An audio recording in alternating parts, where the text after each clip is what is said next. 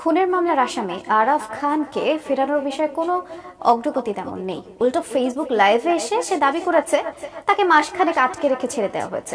আরাফ আজকে বলছে যে তিনি বাংলাদেশে আর এসে বিচারের মুখোমুখি হতে প্রস্তুত। মনে করি তারে স্বল্প সময়ের মধ্যে দেশে ফিরিয়ে আনতে পারে। আসসালামু আলাইকুম সুপ্রিয় দর্শক বন্ধুরা, কেমন আছেন সবাই?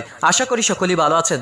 দর্শক বন্ধুরা, আবারও সেই আলোচিত স্বর্ণ ব্যবসায়ী আরাফ খানকে নিয়ে চলছে সারা দেশে ব্যাপক আলোচনা এবং সমালোচনা।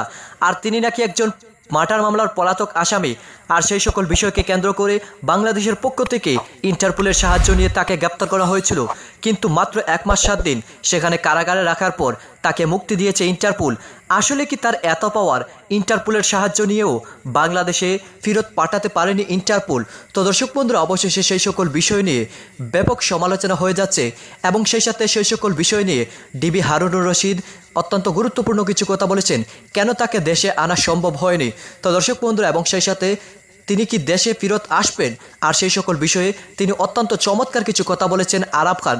আপনারা পরিপূর্ণ ভিডিওটি দেখলে অনেক কিছু বুঝতে পারবেন। তো দর্শক বন্ধুরা, চলুন আমরা সেই সকল বিষয়গুলো জেনে আসি, তারপরে সেই সকল বিষয় নিয়ে আপনাদের বিস্তারিত জানাবো। হঠাৎ করে টাকার কুমির পুলিশ কর্মকর্তা মামুন ইমরান খান হত্যা মামলার চার্জশিটভুক্ত আসামি রবিউল ইসলাম ওরফে আরাফ খান সবশেষ নিজের স্বর্ণের দোকান উদ্বোধনে সাকিব আল হাসানকে ডেকে নিয়ে আলোচনায় আসেন তিনি। ফেরারি আসামির বিষয়টি জানাজানির পর তাকে ফিরিয়ে আনতে তোড়জোড় শুরু করে পুলিশ। ইন্টারপোলের সহায়তাও চাওয়া হয়। মোস্ট ওয়ান্টেড তালিকায় নাম ওঠে আরাফের, কিন্তু ফিরিয়ে আনা যায়নি। পুলিশের সূত্রগুলো বলছে মূলত ভারতীয় পাসপোর্টে সেখানে অবস্থান করছে আরাফ, তাই বাংলাদেশের হাতে তাকে দুবাই পুলিশ ফেরত দেবে কিনা তা নিয়ে জটিলতা আছে। এর মধ্যে কদিন আগে ফেসবুক লাইভে আরাফের দাবি তাকে ডেকে নিয়ে 1 মাসের বেশি আটকে রেখে ছেড়ে দিয়েছে ইন্টারপোল। আমাকে ইন্টারপোলে নিয়ে গেলে ইন্টারপোলে আমাকে রাখলো 1 মাস 7 দিন। আমার জীবন থেকে 1 মাস 7 দিন চলে গেছে ইন্টারপোলের জেলে। তাকে ফেরত আনতে সময় লাগছে বলে দুবাইয়ে বসে পুলিশ ও গণমাধ্যম কর্মীদের নামে নিয়মিত মিথ্যাচার ও হম্বিতম্বি করতে দেখা যাচ্ছে আরাফ খানকে। যে 100 টাকা দিয়ে আমি সাংবাদিক কিনেছি, সময় টিভির সাংবাদিক, ঠিক আছে, যমুনা টিভির সাংবাদিক এখানে আসছে। 200 টাকা দিয়ে যমুনা টিভির সাংবাদিক কেনা যায়, 100 টাকা দিয়ে সময় টিভির সাংবাদিক কেনা যায়। আরাফের এসব কথা মিথ্যা দাবি করে ক্ষুব্ধ দুবাই প্রবাসী গণমাধ্যম কর্মীরা। ভাইরাল হওয়ার জন্য সাংবাদিক যেন গালিগালাজ করবে, এইরকম আরাফ খানের মতো লোক আমরা তীব্র নিন্দা জানাই। মূল কথা হচ্ছে সে সাংবাদিকদের গালি দিয়ে ফেমাস হওয়ার জন্য যে ধরনের কথা বলার দরকার সেভাবেই সে গল্প কাহিনী সাজানোর মতো করে সে সাজায়া এই তার এই গালিগালাজ এবং সে সেটা করে যাচ্ছে। আরাফ খান জেলে ছিল এটা আসলে আমরা কেউ জানলাম না, দূতাবাসের পক্ষ থেকেও জানতে পারি নাই, কনসুলেটের পক্ষ থেকেও জানতে পারি নাই। অল্প সময়ে আরাফ এত টাকা কোথায় পেল তা নিয়ে তদন্ত শুরু করেছে সিআইডি পুলিশ। ফিনান্সিয়াল ক্রাইমের মানি লন্ডারিং ইউনিট দুবাইয়ে তার কত সম্পদ আছে তার খোঁজে আছে। অন্যদিকে তাকে ফিরিয়ে আনার ব্যাপারটি তদারক করছে পুলিশ সদর ও ঢাকার ডিবি পুলিশ। দুবাই পুলিশকে অবহিত করেছি এবং দুবাইয়ে যে বাংলাদেশের কনসুল জেনারেল, এই কনসুল জেনারেলকে আমরা এই জিনিসটা জানিয়েছি। বাংলাদেশে দুবাইয়ের যে রাষ্ট্রদূত থাকেন ওনার কাছে আমি নিজে কথা বলেছি। ইন্টারপোল কাজ করছেন, আমরাও আমাদের পুলিশ হেডকোয়ার্টারের মধ্যে আমরা যোগাযোগ আছি। আমরা মনে করি তারা স্বল্প সময়ের মধ্যে দেশে ফিরিয়ে আনতে পারে। আরাফের দাবি অনুযায়ী ইন্টারপোল 1 মাস আটকে রেখে এভাবে ছেড়ে দেওয়ার বক্তব্য কতটুকু সত্য তা নিয়েও সন্দিহান বাংলাদেশের পুলিশ কর্মকর্তারা।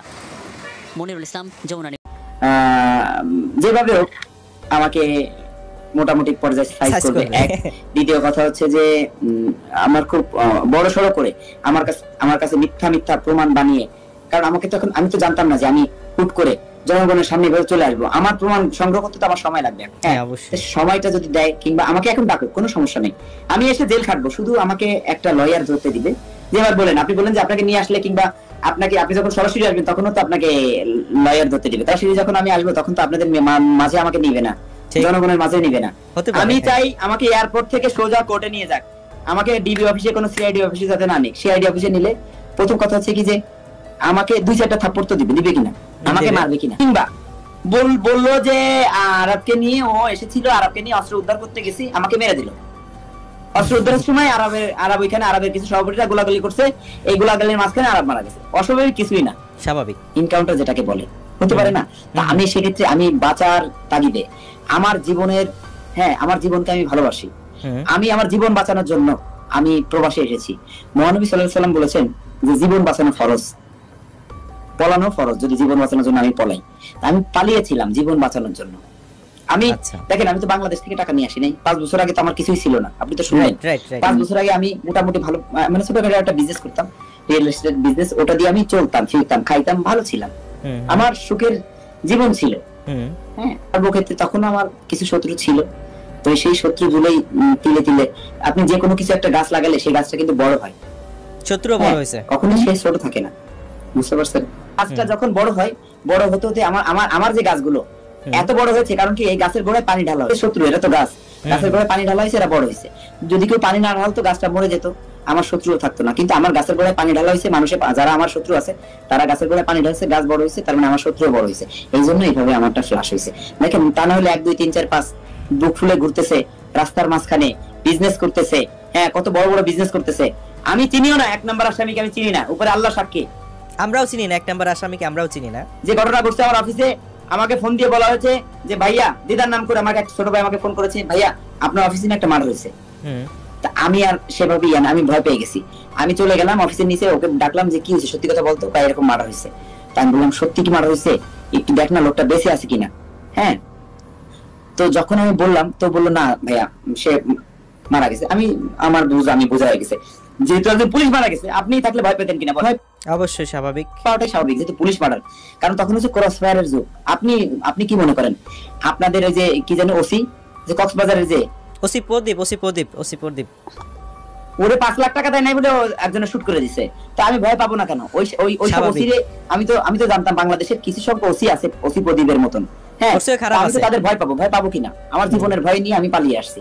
নাইলে দেখেন অনেক ওসি আছে, আমি নাম বলবো না, কিছু ওসি আছে তারা আমার জন্য নামাজ পড়ে দোয়া করতেছে, যারা জানে, যারা বুঝতেছে।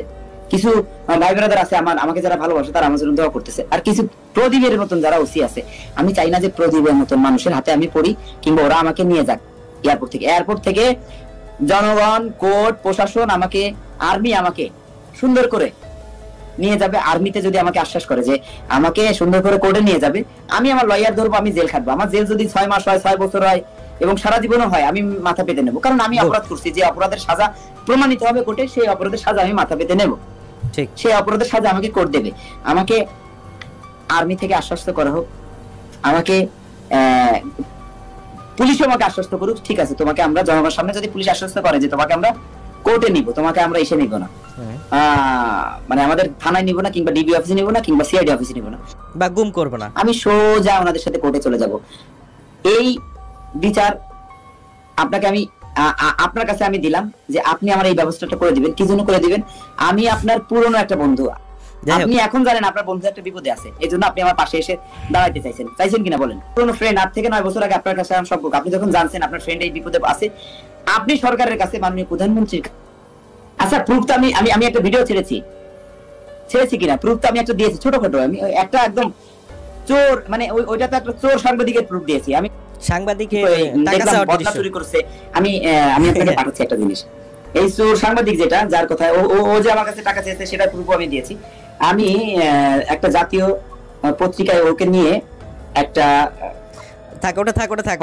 খবর পাবলিশড হয়েছে, তো সেটা আপনি যদি পড়ে শোনাতেন, মানে আমার বন্ধু হিসাবে, ব্যক্তিগতভাবে গণমাধ্যম না, আমার বন্ধু হিসেবে যদি পড়ে শোনাতেন, আমি আপনাকে পাঠাচ্ছি তাহলে। হ্যাঁ, কিন্তু আমার মজা হচ্ছে যে জনগণ কমেন্ট কি দিচ্ছে, সেটাই হচ্ছে মেইন ব্যাপার। জনগণের কমেন্ট গুলো যা ওকে বলতেছে, তো আমার খুব ভালো লাগতেছে যে জনগণ আসলে এত, মানে জনগণের রায় তো সবচেয়ে বড় রায় নাকি?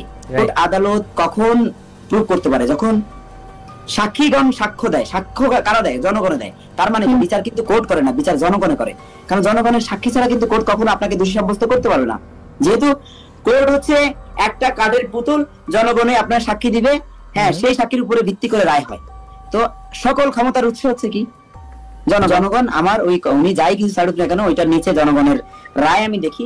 জনগণের রায় দেখে আমার খুব ভালো লাগে, মানে কমেন্ট গুলো আমি খুব আনন্দিত, এবং সবার জন্য আমার মন থেকে দোয়া। এবং আমি নামাজ পড়ে দোয়া করবো, তাহাজ্জুদ নামাজ পড়ে দোয়া করবো আমার প্রবাসী ভাইদের জন্য এবং আমাদের বাংলাদেশের জনগণের জন্য, যারা আছেন আমার মা বোন ভাই ব্রাদার যারাই আছেন না কেন, সবার জন্য তাহাজ্জুদ নামাজ পড়ে দোয়া করবো। কি জানেন, রিমান্ডে তো পরে নেবে। আমি যদি যাই, রিমান্ডে নেওয়ার আগেই তো আমার হাত পা ভেঙে দিবে ওই রাত্রে, যে রাত্রে প্রথম নেবে। রিমান্ড তো পরের কথা, এটা তো কোর্ট থেকে চাইবে। রিমান্ড দেবে কিনা এটা কোর্টের ব্যাপার, কিন্তু রিমান্ড দেওয়ার আগেই তো আমাকে রিমান্ড দিয়ে দিবে।